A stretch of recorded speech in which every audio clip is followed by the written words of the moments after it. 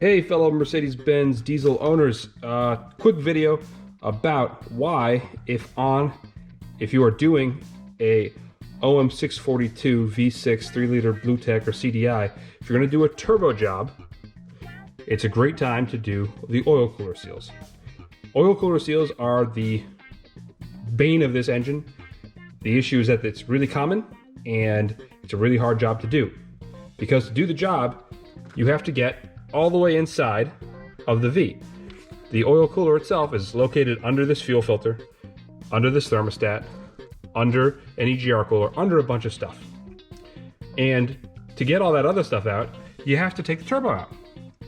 So taking the turbo out, doing a turbo job on this car is probably about a 2-hour job. So if this is out of the way, you are 2 hours closer to getting the oil cooler seals done. So if you haven't done your oil cooler seals and you need to do a turbocharger, please, it's a really good idea to do the oil cooler seals at the same time. You're gonna save yourself a lot of headache down the road.